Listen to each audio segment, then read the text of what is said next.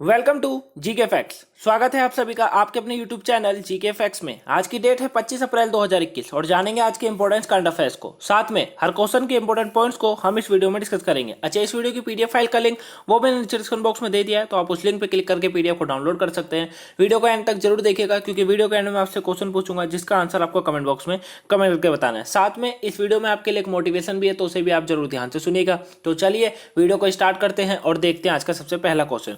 तो आज का सबसे पहला क्वेश्चन है कि निम्न में से अभी भारत में राष्ट्रीय पंचायती राज दिवस ये कब मनाया जा रहा है। तो भारत में राष्ट्रीय पंचायती राज दिवस ये कब मनाया जाता है, तो ये जो है हर साल 24 अप्रैल को मनाया जाता है। तो ऑप्शन ए जो है वो बिल्कुल राइट आंसर है। 24 अप्रैल को जो है भारत के अंदर राष्ट्रीय पंचायती राज दिवस को मनाया जाता है। अब ध्यान से सुनिएगा क्योंकि ये जो भारत में राष्ट्रीय पंचायती दिवस है इससे रिलेटेड काफी क्वेश्चन बनते हैं, क्योंकि 24 अप्रैल को बहुत कुछ हुआ था। तो आप इस दिवस के बारे में आप थोड़ा ध्यान से सुनिएगा। चलिए देखिए, अभी जो है पहला राष्ट्रीय पंचायती राज दिवस ये सबसे पहले 2010 में बनाया गया था। कब बनाया गया था? 2010 में बनाया गया था। और भारत में हर साल इसी दिन से यानी कि 2010 से ही फिर 24 अप्रैल को ही राष्ट्रीय पंचायती दिवस मनाया जाने लगा।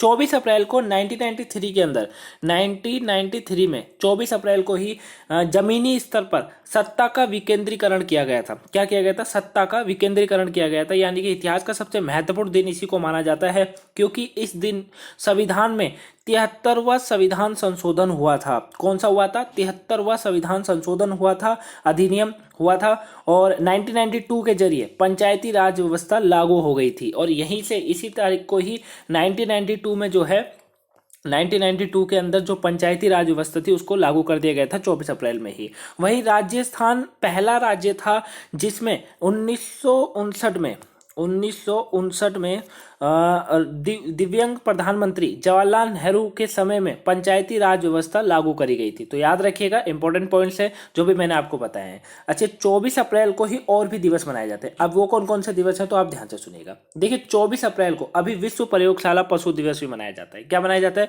विश्व प्रयोगशाला पशु दिवस। वहीं शांति के लिए बहुपक्षवाद और कूटनीति का अंतर्राष्ट्रीय दिवस, इसको भी 24 अप्रैल को ही मनाया जाता है। वही 24 अप्रैल को विश्व पशु चिकित्सा दिवस भी मनाया जाता है। तो याद रखिएगा। अच्छा, अब बात इंपॉर्टेंट डेज की करें तो आप जिन इंपॉर्टेंट डेज को जानते हैं अब वो मेरे साथ आप रिवीजन कीजिए। यानी कि अप्रैल से रिलेटेड जितने भी इंपॉर्टेंट डेज है वो आप मेरे साथ रिवीजन कीजिए, और नहीं जानते तो आप ध्यान से सुनिए ताकि आप अगले नेक्स्ट डे में रिवीजन कर सके। चलिए, अभी 1 अप्रैल को उत्कल दिवस मनाया गया था। उत्कल दिवस यानी कि उड़ीसा दिवस। वहीं 2 अप्रैल को अंतर्राष्ट्रीय बाल पुस्तक दिवस मनाया गया था।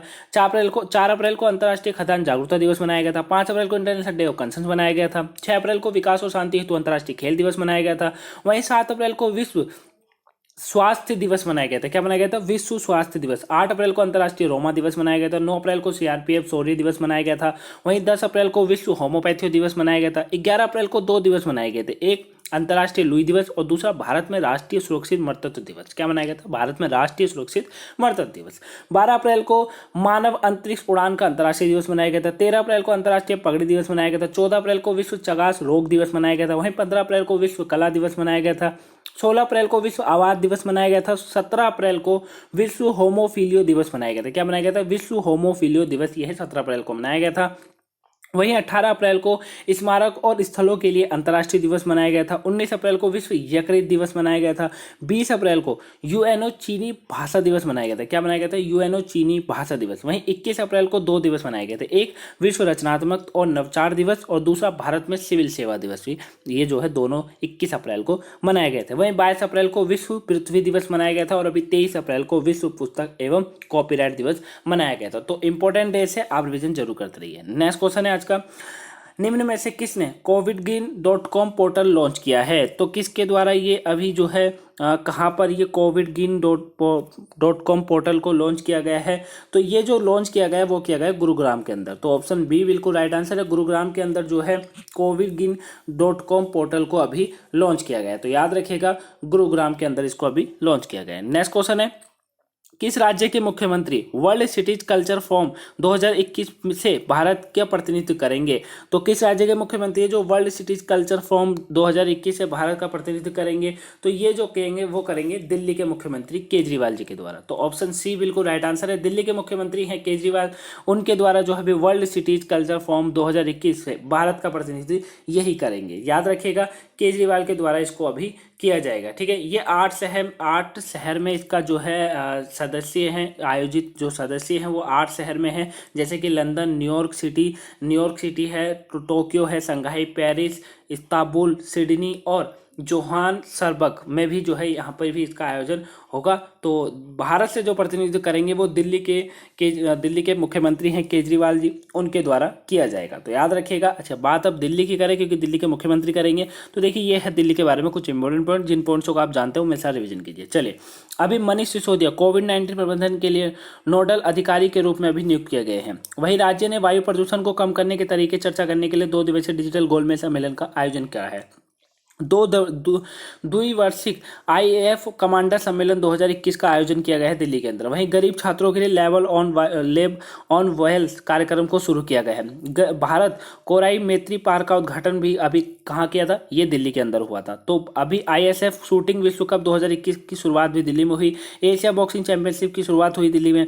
विश्व वायु गुणवत्ता 2020 की रिपोर्ट के अनुसार विश्व का सबसे प्रदूषित अगर कोई शहर है तो वो दिल्ली है। दिल्ली भारत की EV राजधानी बनेगा। राज्य में सैमसंग ने इनोवेशन लैब स्थापित किया था। अभी राज्य सरकार ने 69,000 करोड़ रुपए का देश बजट को पेश किया था। पॉइंट्स इंपॉर्टेंट है और आंकड़े भी इंपॉर्टेंट, तो आप रिवीजन करते रहिए। राज्य सरकार ने शहर में अलग बोर्ड के गठन को मंजूरी दी है। वहीं थावर चंद गहलोत ने राज्य में सुगम्य भारत ऐप को लॉन्च किया। तो करण से दिल्ली के बारे में पॉइंट्स इंपॉर्टेंट है, आप रिवीजन जरूर करते रहिए। अच्छा, मैप में कहाँ है? मैप में ये है दिल्ली की राजधानी की बात करें तो देखिए दिल्ली की जो राजधानी है वो नई दिल्ली है। उपराज्यपाल अनिल बैजल है, मुख्यमंत्री अरविंद केजरीवाल, राज्यसभा की 3 सीटें, लोकसभा में 7 सीटें, विधानसभा में यहाँ पर 70 सीटें हैं। और इस समय कोरोना भी दिल्ली के अंदर बहुत है, तो अगर आप दिल्ली से हैं तो अपना ध्यान रखिए, सेफ रहिए, घर पर रहिए और किताबों को पढ़ते रहिए, सेफ रहिए। जब जरूरी काम हो तभी बाहर निकलिए और डबल मास्क पहनकर बाहर निकलिए। चलिए नेक्स्ट क्वेश्चन देखते हैं आज का। देखिए ये है आज का नेक्स्ट क्वेश्चन।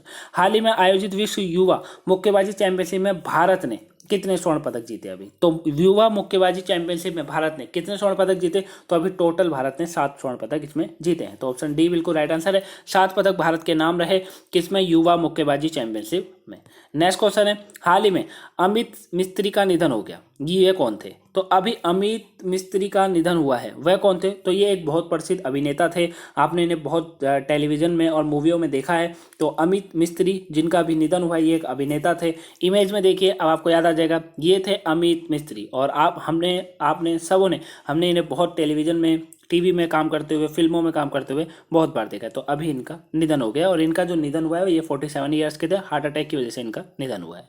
नेक्स्ट क्वेश्चन है, भारत ने हाल ही में किस देश के साथ अभी जलवायु और स्वच्छ ऊर्जा एजेंडा 2030 साझेदारी शुरू करी है? तो जलवायु और स्वच्छ ऊर्जा एजेंडा 2030 साझेदारी ये भारत ने किस देश के साथ शुरू करी है? तो ये भारत और अमेरिका के बीच अभी किया गया है। तो ऑप्शन बी बिल्कुल राइट आंसर है। भारत और अमेरिका ने जो है जलवायु और स्वच्छ ऊर्जा एजेंडा 2030 साझेदारी शुरू किया है। बात अमेरिका के साथ की है। तो देखिए ये है अमेरिका के बारे में कुछ इंपॉर्टेंट पॉइंट। अब आप जिन पॉइंट्स को जानते हो मेरे साथ आप रिविजन जरूर कीजिए। चलिए, अभी देश ने शरणार्थियों पर लगाए गए सीमा को समाप्त करा है। देश विश्व टेबल टेनिस चैंपियनशिप की मेजबानी करेगा। देश के राष्ट्रपति ने अफगानिस्तान से पूर्ण सैन्य वापस की घोषणा करी है। देश ने जॉनसन एंड जॉनसन टीके पर अस्थायी रोक से सिफारिश करी है। अमेरिका ने फिलिस्तीन के लिए $235 मिलियन से संबंधित योजना को बहाली की घोषणा करी है। देश ने H1B वीजे पर लगा प्रतिबंध भी समाप्त कर दिया है। भारत और अमेरिका के बीच अभी हिमाचल प्रदेश में वज्र प्रहार अभ्यास का आयोजन हुआ था। पॉइंट बहुत इंपॉर्टेंट है और नाम इंपॉर्टेंट है वज्र प्रहार, तो आप रिवीजन करते रहिए। भारत और अमेरिका के बीच अभी होमलैंड सिक्योरिटी डायलॉग फिर से शुरू होगा। अमेरिका और कनाडा ने हाल ही में संयुक्त आर्कटिक एयर डिफेंस डील को भी शुरू किया है। अब बात अमेरिका की राजधानी वाशिंगटन डीसी, सबसे बड़ा नगर न्यूयॉर्क, राष्ट्रपति जो बाइडेन है, मुद्रा का नाम है अमेरिकी डॉलर। देखिए मैं आपको डेली इंपॉर्टेंट पॉइंट्स को जरूर रिवीजन करता हूँ, तो आपका फर्ज बनता है वो आप मेरे साथ रिवीजन करें और मैं बोलता भी हूँ कि आप मेरे साथ रिवीजन करें। आप मेरे साथ रिवीजन कीजिए और जब वीडियो खत्म हो जाती है वीडियो के एंड में डिस्कशन में जाइए। डिस्कशन में आपको पीडीएफ का लिंक मिल जाएगा, उस लिंक पे आप क्लिक करके पीडीएफ को डाउनलोड कर लीजिए और दिन में 1-2 बार इन्हें जरूर रिवीजन कीजिए।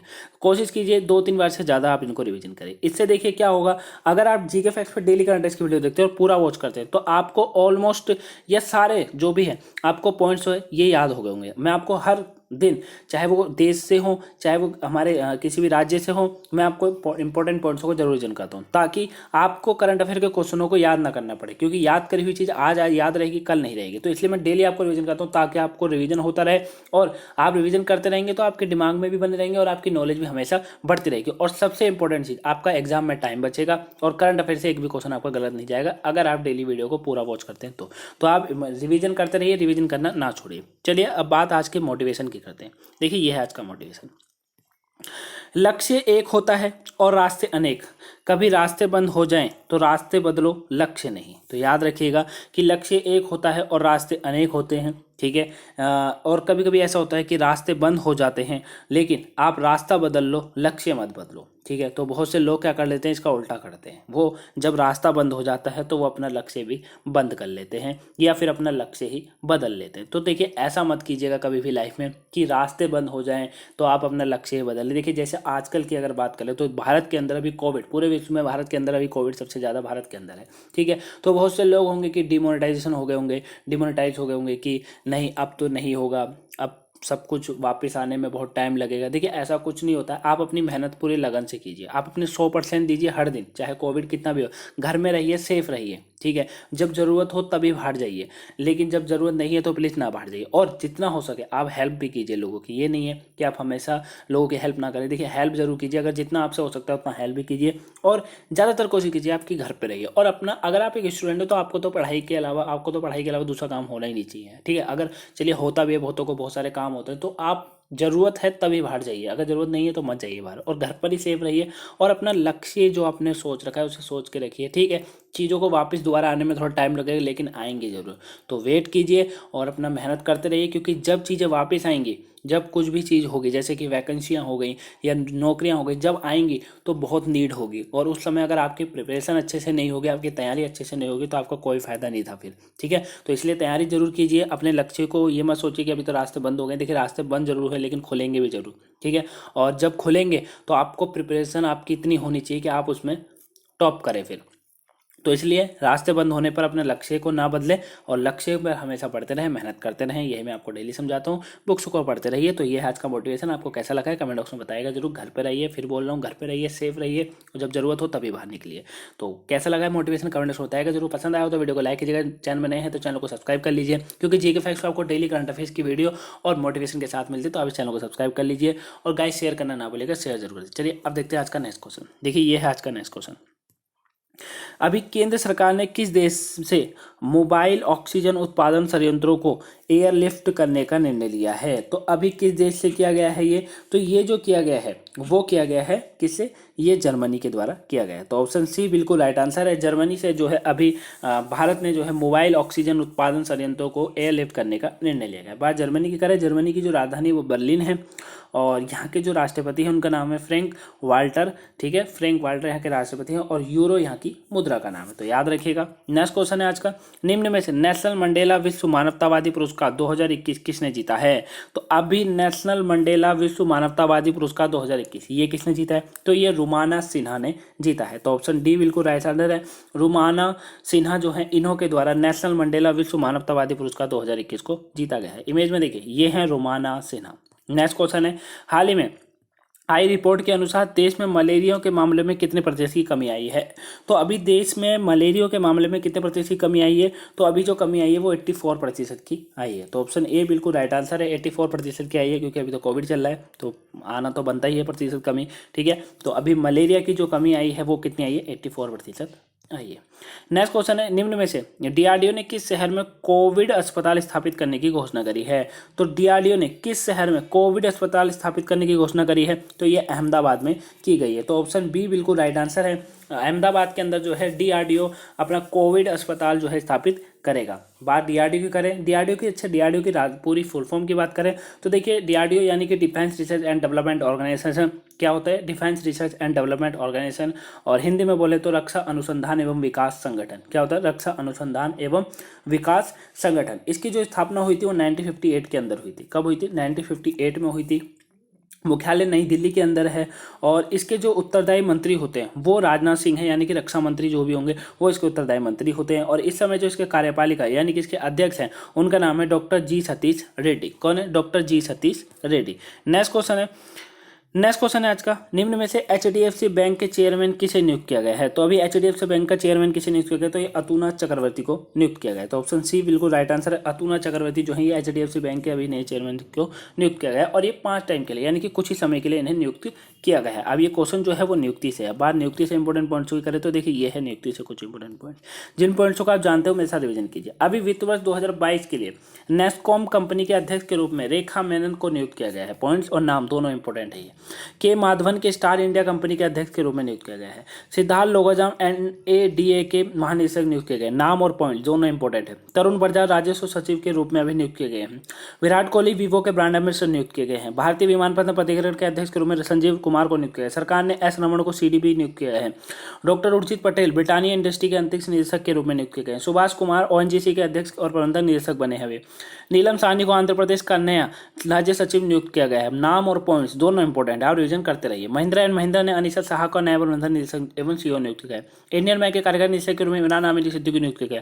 वहीं भारत का नया मुख्य सांख्यिकी विधि नियुक्त किया गया डॉक्टर GP सावंत। नाम और पॉइंट्स दोनों इंपॉर्टेंट है, तो आप रिविजन करते रहिए। करण से नियुक्ति से पॉइंट्स इंपॉर्टेंट है, आप रिविजन जरूर करते रहिए। नेक्स्ट क्वेश्चन है SBI रिसर्च ने फाइनेंशियल ईयर 2022 में भारत की GDP वृद्धि दर कितने प्रतिशत रहने का अनुमान लगाया है? तो अभी SBI रिसर्च ने कितना लगाया है ये? तो ये अनुमान लगाया गया 10.4%। तो ऑप्शन डी बिल्कुल राइट आंसर है। 10.4% जो है ये SBI रिसर्च ने जो है फाइनेंशियल ईयर 2022 तक भारत की GDP का अनुमान लगाया गया है 10.4। चलिए कल के क्वेश्चन का आंसर जानते हैं आप। देखिए ये था कल का क्वेश्चन आपका, यूके द्वारा अभी खोजी गई नई डिजिटल मुद्रा का नाम क्या था? तो क्या था नई डिजिटल मुद्रा का नाम? तो ये बिटकॉइन जो है वो रखा गया था। तो ऑप्शन सी बिल्कुल राइट आंसर है। बिटकॉइन जो है ये अभी यूके द्वारा खोजी गई नई डिजिटल मुद्रा का नाम रखा गया। आज का क्वेश्चन है आप लोगों के लिए, किस देश की सेना प्रमुख आसियान की बैठक में भाग लेंगे? तो आंसर आप मुझे कमेंट बॉक्स में कमेंट करके जरूर बताइएगा किस देश की सेना के प्रमुख है जो आसियान की बैठक में भाग लेंगे। तो इस क्वेश्चन के बारे में और आप जितना भी जानते हैं वो भी आप मुझे कमेंट बॉक्स में बताइए। तो ये थी आज की इंपॉर्टेंट करंट अफेयर्स की class.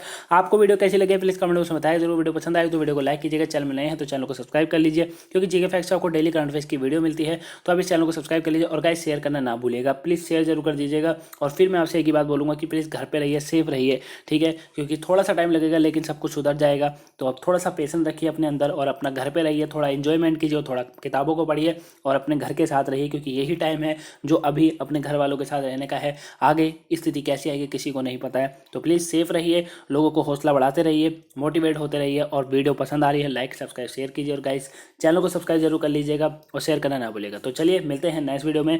Thank you for watching, have a nice day.